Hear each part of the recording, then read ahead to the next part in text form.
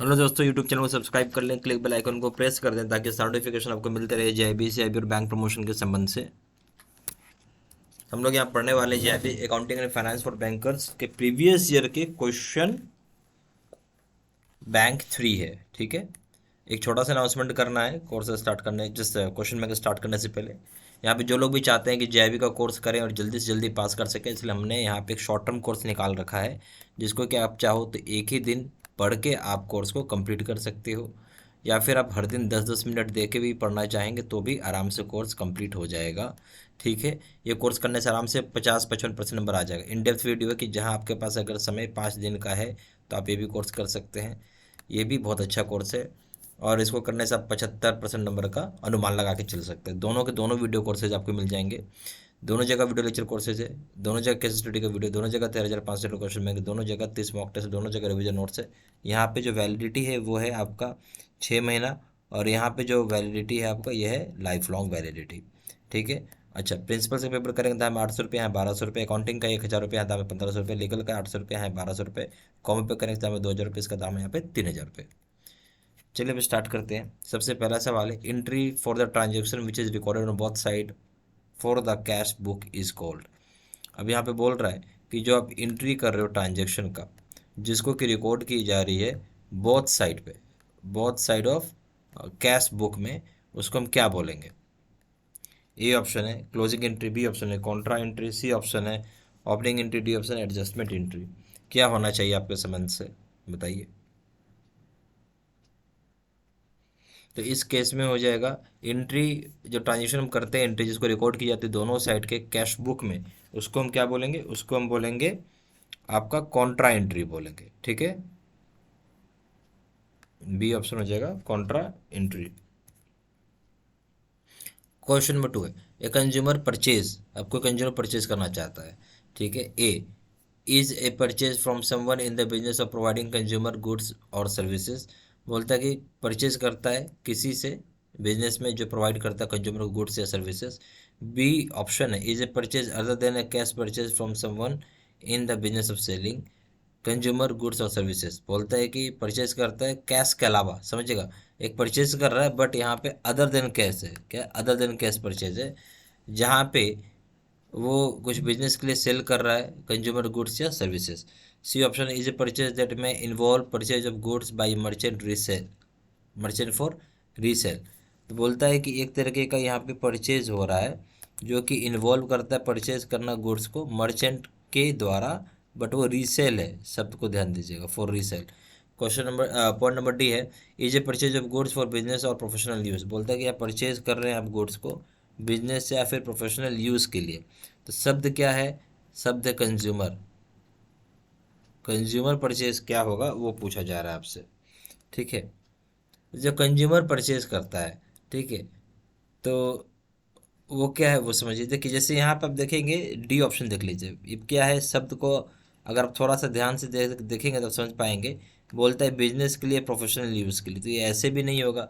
Business professional use के लिए हम बात ही नहीं कर रहे हैं, बात करें कंज्यूमर। कंज्यूमर का मतलब हो गया इंडिविजुअल। हाँ, इंडिविजुअल होता है ना कंज्यूमर, मतलब क्या है, यहाँ हम और आप जैसे लोग हैं, या तो आप इंडिविजुअल बोलो। ठीक है, इसको हम क्या बोल सकते हैं, इंडिविजुअल। हाँ, इंडिविजुअल हो जाएगा। ओके, हम इंडिविजुअल की बात कर रहे हैं। ठीक है, किसी और की बात नहीं कर रहे, हम इंडिविजुअल की बात कर रहे हैं। फिर यहाँ पे बोलता है मर्चेंट, सी ऑप्शन देखेंगे तो मर्चेंट फॉर रीसेल बोल रहा है, मर्चेंट रीसेल इसका कोई मतलब नहीं है। अच्छा, अगर ये देखेंगे, is a purchase for someone in business, समझिए, इन बिजनेस और प्रोवाइडिंग कंज्यूमर गुड्स। परचेज किसके लिए कर रहा है, बिजनेस जो कि कंज्यूमर गुड्स से संबंध रखता है या उसके लिए रखता है। ठीक है, बट हम यहाँ बात कर रहे हैं is a purchase from someone, क्या चीज़ के लिए परचेज करें, बिजनेस जो प्रोवाइड करेगा गुड्स और सर्विसेज। ठीक है, फिर बी पॉइंट में आप देखेंगे तो is a purchase other than cash purchase है। ठीक है, यहाँ देखो, यहाँ पे असली बात क्या है, जो कंज्यूमर परचेज कर रहा है अदर, अदर देन क्या परचेज कर रहा है यहाँ पे, अदर देन कैश परचेज कर रहा है। ठीक है, यहाँ देखिए, जब आप अदर देन कैश परचेज की बात करने लगेंगे, ठीक है, तो ये वाला बात अलग हो जाता है, जहाँ पे जो सेलिंग कर रहा होगा कंज्यूमर गुड्स या सर्विसेज को, ठीक है। तो ये वाली ऑप्शन सबसे ज़्यादा परफेक्ट है, तो बी ऑप्शन हो जाएगा। क्वेश्चन नंबर 3 है, in an account is classified as high risk, the fresh KYC documents are to be obtained after dash years. बोलता है जहाँ अकाउंट को क्लासिफाई किया गया है किस प्रकार से, हाई रिस्क अकाउंट माना गया है उसको, तो फ्रेश केवाईसी डॉक्यूमेंट्स आपको लेना पड़ेगा कितने साल के बाद, बट कब है, हाई रिस्क है। ए ऑप्शन है आपका 10 ईयर्स, बी ऑप्शन है 8 ईयर्स, सी ऑप्शन है 3 ईयर्स, डी ऑप्शन है 2 ईयर्स। हाई रिस्क में हमेशा याद रखना कि 2 साल में आपको फ्रेश डॉक्यूमेंटेशन की नीड पड़ती है, ठीक है, डी।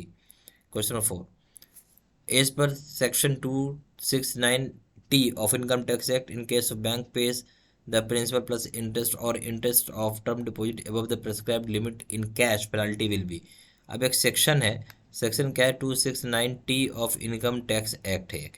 तो इसके तहत क्या बोलता है, बैंक अगर पे कर देता है, प्रिंसिपल भी पे कर रहा है और इंटरेस्ट भी पे कर रहा है, या फिर इंटरेस्ट पे कर रहा है टर्म डिपॉजिट का, बट वो लिमिट जो है कैश उससे ज़्यादा, जो प्रेस्क्राइब लिमिट है कैश उससे ज़्यादा पे कर देता है। अब यहाँ पे सीधा सीधा पेनल्टी लगेगा, वो पूछ रहा है कितना रुपया का लगेगा। ए ऑप्शन है ₹5,000, बी ऑप्शन ₹10,000, सी ऑप्शन है ₹20,000, D option equal to the amount paid. भाई जितना आप अमाउंट पे कर रहे हो उतना का आपको पेनल्टी लग जाएगी, सीधी सीधी बात है, ठीक है। तो ये हो जाएगा डी, ठीक है, ये क्या हो जाएगा आपका, डी ऑप्शन हो जाएगा, ओके। क्वेश्चन नंबर 5 में ये, RBI has a RBI has especially asked banks not to open saving account in the name of, तो बोलता है कि आरबीआई जो है आपको मना किया हुआ, स्पेसिफिकली मना किया हुआ बैंक को कि आप नहीं ओपन करोगे सेविंग बैंक अकाउंट किसके नाम पे, in the name of, A option पहला पॉइंट है गवर्नमेंट डिपार्टमेंट, दूसरा पॉइंट म्यूनसिपल कॉर्पोरेशन और कमिटीज, तीसरा point state text book publishing corporation और सोसाइटीज़। इसमें ऑप्शन पूछ रहा है, पहला ऑप्शन है 1 and 2, बी ऑप्शन है, ए ऑप्शन है 1 and 2, बी ऑप्शन है 1 and 3, सी ऑप्शन है 2 and 3, डी ऑप्शन है 1, 2 and 3। तो इस केस में जो आरबीआई मना करता है बैंकों की नहीं ओपन करना सेविंग अकाउंट, वो बेसिकली गवर्नमेंट डिपार्टमेंट्स के लिए आपको सेविंग अकाउंट नहीं ओपन करना, करंट अकाउंट होगा। म्यूनसिपल कॉर्पोरेशन कमिटीज़ के लिए भी करंट अकाउंट है, और state text book publishing corporation हो, सोसाइटीज़ हो, इन सभी के लिए भी करंट अकाउंट है। तो यहाँ पे आप सेविंग अकाउंट नहीं खोल सकते हैं, इसलिए डी ऑप्शन सबसे सही ऑप्शन है, ठीक है। क्वेश्चन नंबर 6 में आइए, BCSBI has in collaboration with the Indian Banks Association IBA evolve two codes which are दे।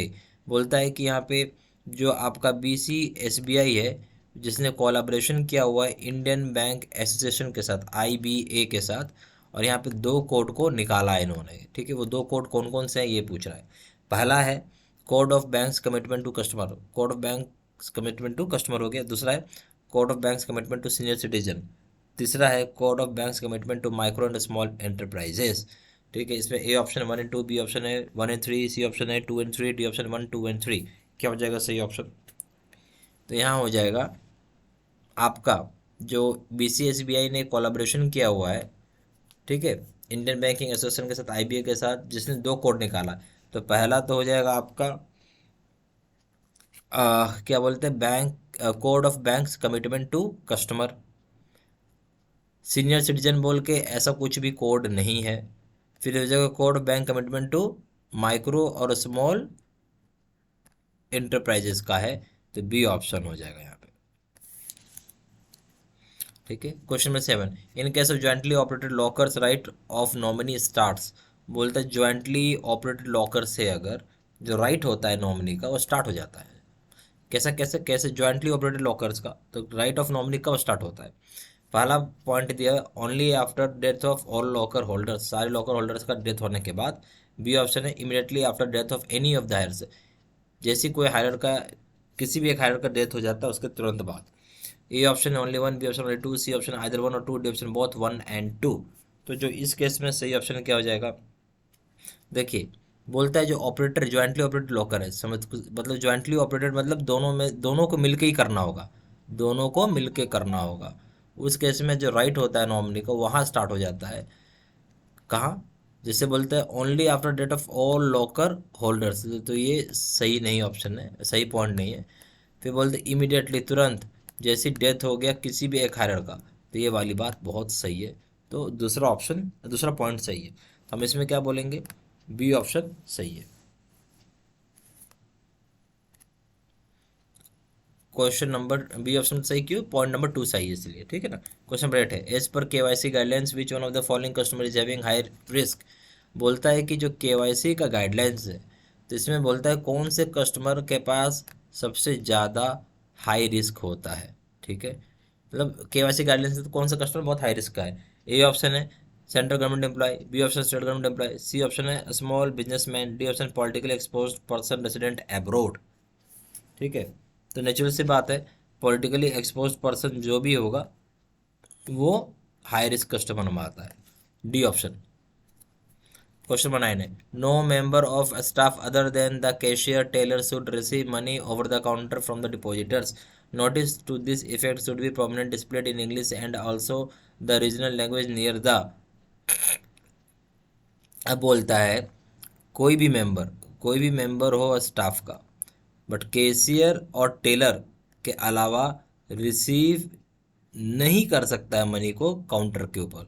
यानी वो कैशियर टेलर ही हो जो पैसा काउंटर के ऊपर रिसीव करे, इसके अलावा कोई भी दूसरा स्टाफ मेंबर नहीं ले सकता है डिपॉजिटर से, ठीक है। इसका नोटिस जो है आपको एकदम अच्छे तरीके से डिस्प्ले करना होगा, इंग्लिश में भी और रीजनल लैंग्वेज में भी, ठीक है। कहाँ करेंगे हम, इसमें 3 पॉइंट है। पहला पॉइंट है कैश डिपार्टमेंट, दूसरा पॉइंट है बीएम्स केबिन, तीसरा पॉइंट है एंट्रेंस। ए ऑप्शन है 1 एंड 2, बी ऑप्शन है ए ऑप्शन है ओनली 1 2, बी ऑप्शन है ओनली 1 एंड 3, सी ऑप्शन है 2 एंड 3, डी ऑप्शन है 1 2 एंड 3। तो जो सही ऑप्शन क्या हो जाएगा इस केस में, देखिए इस केस में क्या होता है, जब टेलर और कैशियर टेलर ही सिर्फ पैसा रिसीव करेगा काउंटर और दूसरा कोई मेंबर रिसीव नहीं करेगा डिपॉजिटर से, इस चीज़ का नोटिस आपको इंग्लिश और रीजनल लैंग्वेज में डालना है। अब शब्द उठता है कहाँ कहाँ हमें डालना है, तो हमें डालना होगा कैश डिपार्टमेंट। नेचुरल से बात, अब कैश की बात हो रही तो कैश डिपार्टमेंट हो जाएगा, ठीक है। उसके बाद बीएम केबिन का कोई रोल नहीं है, फिर हो जाएगा इंट्रेंस, ठीक है। तो इंट्रेंस में आपको दिखाना होगा, सही बात है 1 एंड 3, ठीक है। क्वेश्चन नंबर 10 में आइए, revenue receipts are shown in. Revenue receipts जो होता है ये आपको दिखाया जाएगा कहाँ पे। ए ऑप्शन है बैलेंस शीट पे, बी ऑप्शन है profit and loss appropriation account में, सी ऑप्शन है मैन्युफैक्चरिंग अकाउंट में, डी ऑप्शन है trading and profit and loss account में। कहाँ दिखाया जाएगा रेवेन्यू रिसिप्ट्स, ये आपसे पूछ रहे हैं। तो रेवेन्यू रिसिप्ट्स जो आपको दिखाया जाएगा वो दिखाया जाएगा trading and profit loss account में दिखाया जाता है, ठीक है, डी ऑप्शन हो जाएगा। और हमारे यहाँ पे जेबी का short term plus in depth video है। शॉर्ट टर्म का मतलब है कि अगर आपके पास मात्र 10 मिनट ही है आप पढ़ सकते हैं, या आप मान लीजिए कि पर डे, और या मान लेते हैं कि आप चाहते हैं कि एक ही दिन में हम पूरा का पूरा कोर्स को ख़त्म करें, तो वो भी संभव है, ठीक है। आराम से 55% नंबर आ जाता है शॉर्ट टर्म कोर्स करने से। साथ ही साथ इन डेप्थ वीडियो भी आपको मिल जाएगा। अगर आपके पास 5 दिन का आसपास का समय है तो ये कोर्स काफ़ी बढ़िया है, आप करके इसको आराम से 70-75% नंबर ला सकते हैं। दोनों ही जगह वीडियो लेक्चर कोर्स है, दोनों जगह केस स्टडी का वीडियो, दोनों जगह 13,500 का क्वेश्चन बैंक, दोनों जगह 30 मॉक टेस्ट, दोनों जगह रिविजन नोट है। यहाँ पे जो वैलिडिटी हो जाएगी वो 6 महीने की हो जाएगी, और यहाँ जो वैलिडिटी हो जाएगा वो हो जाएगा लाइफ लॉन्ग। जे प्रिंसिपल से दाम 800 रुपये, दाम है 1200 रुपये, यहाँ अकाउंटिंग दाम 1000 रुपये, दाम है 1500 रुपये, लीगल का दाम 800 रुपये, दाम है 1200 रुपये, कॉमो पे करेंगे दाम है 2000 रुपये, इसका दाम है यहाँ पे 3000 रुपये। ज़्यादा जानकारी के लिए फ़ोन भी कर सकते हैं। फ़ोन नंबर हो जाएगा 4x9685127, दूसरा नंबर है 7827546946। वेबसाइट में जाकर डायरेक्टली ऑनलाइन ऑर्डर प्लेस कर सकते हैं। वेबसाइट हो जाएगा www.jbcstudymaterial.com। ईमेल आई डी जाएगा seat@gmail.com। ये सारी इन्फॉर्मेशन मैंने इसी वीडियो के डिस्क्रिप्शन बॉक्स में भी डाल दिया है। Thank you very much.